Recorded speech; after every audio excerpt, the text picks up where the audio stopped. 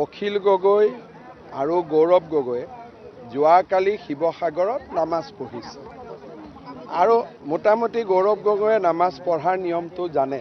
মই যেটো দেখিলোঁ ক'ত শিকিছে তেওঁ জানিব।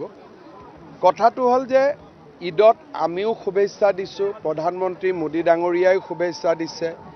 ঈদ, বৰদিন, পূজা এই গোটেইবোৰ সকলো জাতিৰে উৎসৱ। আমি কোনোবাই তাত গৈছে নাই যোৱা এইটো আমি ক'ব নাযাওঁ। মোৰ মনত এটাই প্ৰশ্ন যে যিদিনাখন ৰাম মন্দিৰ প্ৰতিষ্ঠা হৈছিল, একে আধ্যাত্মিক পবিত্ৰতা গৌৰৱ গগৈ, অখিল গগৈ কিয় অনুভৱ কৰা নাছিল? ৰাম মন্দিৰ যেতিয়া আমাৰ অযোধ্যাত প্ৰাণ প্ৰতিষ্ঠা হৈছিল, সিদিনাখন ৰাহুল গান্ধীক লৈ গৌৰৱ গগৈয়ে নগাঁৱৰ ৰাস্তাত ধৰ্ণা কৰি আছিল। ঈদৰ প্ৰতি যিটো সন্মান, সেইটো ৰাম মন্দিৰৰ প্ৰতিও একেটা সন্মান হ'ব লাগে। ৰাম মন্দিৰত আজিলৈকে তুমি যোৱা নাই। শংকৰদেৱ সংঘ, একশৰণ ভাগৱতী সমাজ, মায়েমৰা সমাজ, আমাৰ অসমত আৰু বহুত ধৰ্ম উৎসৱ আছে। ইমান পবিত্ৰতাৰে আমি বাকী উৎসৱবিলাকত যাওঁ নে নাযাওঁ? কামাখ্যাত যাওঁ নে নাযাওঁ? বা একে উৎসাহ উদ্দীপনালৈ হনুমান মন্দিৰত যাওঁ নে নাযাওঁ? এই গোটেই প্ৰশ্নবোৰ আমাৰ মনলৈ আহে। আমি বিশ্বাস কৰোঁ যে অসমৰ মুছলমানসকলৰ সমস্যা তুষ্টিকৰণেৰে সম্ভৱ নহয়। তেওঁলোকে চৰকাৰী চাকৰি পাব লাগিব, পঢ়া শুনা কৰিব লাগিব, সমাজত আগুৱাই যাব লাগিব। কাৰোবাৰ লগত নামাজ আদা কৰি কিন্তু দুখীয়াজনৰ ঘৰ নবনাওঁ, দুখীয়াজনক চৰকাৰী চাকৰি নিদিওঁ, বাল্য বিবাহৰ বিৰুদ্ধে মাত নামাতোঁ, সি কেতিয়াও এটা জাতি বা সম্প্ৰদায়ক ভাল পোৱা নুবুজায়। গৌৰৱ গগৈ ডাঙৰীয়াই এটা মহাপাপ কৰিছিলে। যেতিয়া ৰাম মন্দিৰৰ প্ৰাণ প্ৰতিষ্ঠা হোৱাৰ সময়ত তেওঁ নগাঁও ৰাজপথত ৰাহুল গান্ধীক তেল মাৰিবৰ কাৰণে যিটো ধৰ্মঘট কৰিলে, সেই দৃশ্য আজিও মোৰ মনত আছে।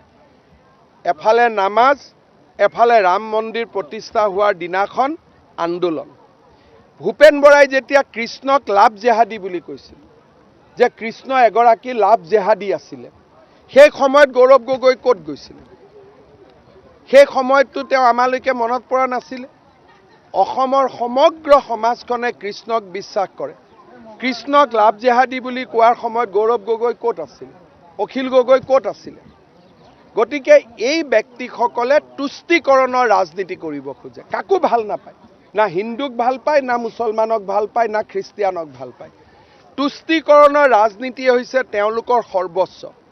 আৰু গৌৰৱ গগৈটো তুষ্টিকৰণৰ তেওঁ তুংগত।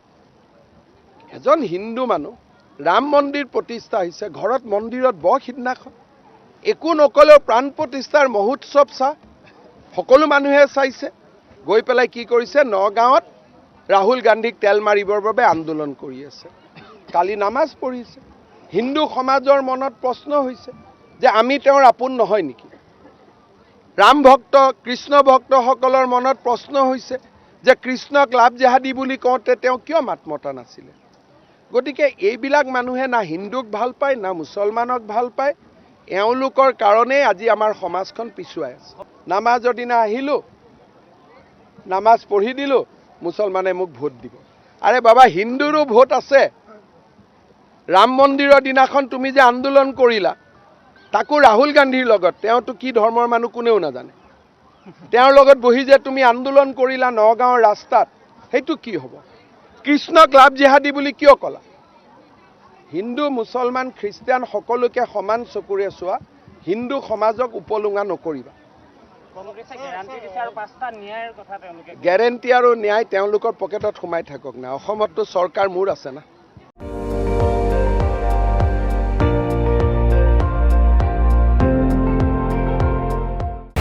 আপুনি চাই আছে ND24, সৰ্বশ্ৰেষ্ঠ নহয়, সৰ্বোত্তমৰ দৌৰ।